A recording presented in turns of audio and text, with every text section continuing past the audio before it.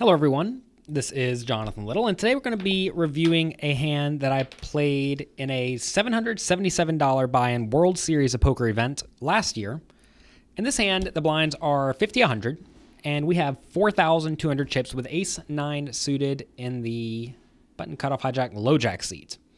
And a maniac raises to 250 from third position. This is a spot where I think against most standard players I would just fold. But if someone is a maniac, you can justify calling with a very wide range, especially if you don't expect the players to get to act to re-raise very often. If you expect to get squeezed, you should probably still just fold or at least 3-bet yourself. But you want to do everything you can to play pots with a maniac, even whenever you are not incredibly deep stacked. So the tight aggressive player in the hijack seat makes it 675. So it goes 250 call, then he makes it 675. The maniac calls. And at this point, we're getting fantastic pot odds, so we pretty much have to call. We're not loving our spots. Oh, also, straightforward guy calls in the small blind. Forgot to mention him. This is a spot where once we're getting such great implied odds, we can call. We are really trying to flop a very strong hand, though. If it comes ace-XX and like tight aggressive guy bets and they fold around to us, I could very easily just fold on that board because you have to think for the tight aggressive guy to bet into multiple players on an ace-XX board, he probably has an ace.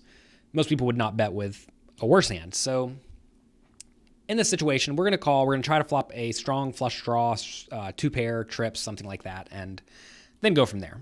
We are going to be playing incredibly cautiously, though, especially whenever straightforward guy calls from the small blind. He probably has a very strong hand. Flop comes ace-9-2. That's pretty good. And then, oddly enough, straightforward guy bets 750, and then the maniac calls. So what is going on here? Well, we effectively have the nuts. We are never trying to fold. And whenever you have what is the effective nuts, you have to ask yourself if your hand is that vulnerable to draws. And here, the only draws that are even available are random bad gut shots, and so we're not so concerned with those. Of course, the straightforward guy could easily have a hand like ace-king, ace-queen, or ace-jack, or ace-10, and be leading it because he thinks that's what he's supposed to do. But if he does have one of those hands, I want to do everything I can to keep him in. It's important to recognize that when your opponent is drawing thin, you do not want them to fold. What a lot of amateur players do in my shoes is go all in, hoping their opponents fold. And that's not what you want at all. Picking up the pot is not that big of a success whenever your opponents are likely drawing incredibly thin. So this is a spot where even though it goes 750 call, the pot's already going to be gigantic. I'm happy just to call and let another card roll off. So that is what I do. Tight aggressive initial re-raise or folds. So pot's 5,000 at this point. It's already gigantic. Turns an 8. We still have the effective nuts. The straightforward guy bets 1,500. So straightforward guy is really making it clear he has a good hand.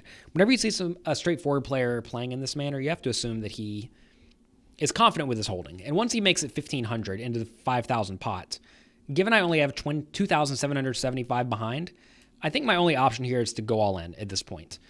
And the reason for this is because the straightforward guy is never bluffing, right? If he's not bluffing, I don't want to let a random card like a 10 of clubs come off on the river and perhaps scare him into check folding. That would be a disaster. So in this scenario, I think it's nearly impossible that the straightforward player will fold. He almost certainly has the worst hand. I mean, the only hand we really lose to is pocket twos.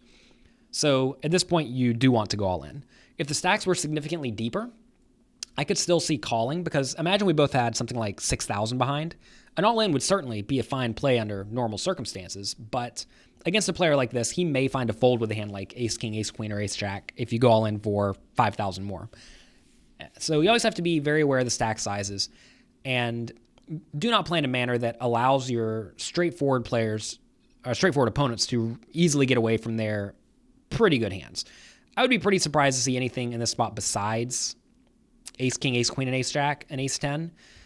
Maybe he has ace-2 or pocket twos randomly. Maybe he has ace-9, but there's really nothing else the guy can have. So given that range, I have the effective nuts, and we are happy to get it in here given he's going to be getting incredible odds to call. So great spot for me. I do go all in. He calls no problem with ace-queen, as expected. Queen comes on the river, and we're out.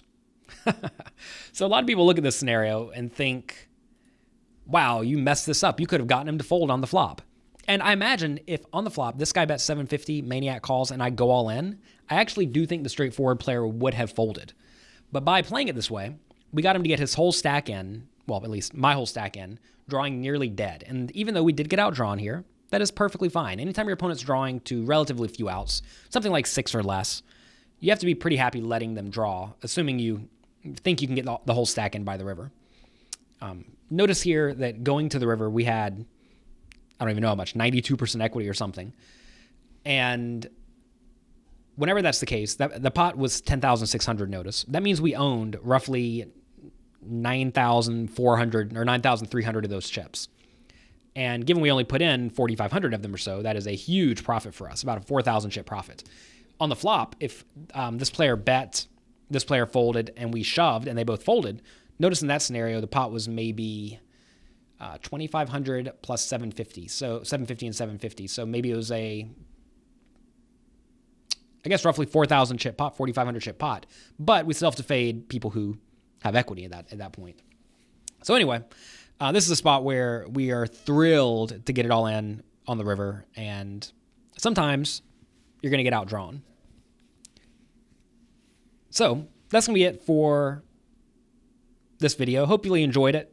This hand may seem very straightforward, but I promise that a lot of players out there would have just jammed the flop and missed out on the equity. So make sure whenever you do have a lock on the hand like this, don't play it too fast, even in a multi-way pot. So that's going to be it. Again, thank you very much for watching, and I'll talk to you next time.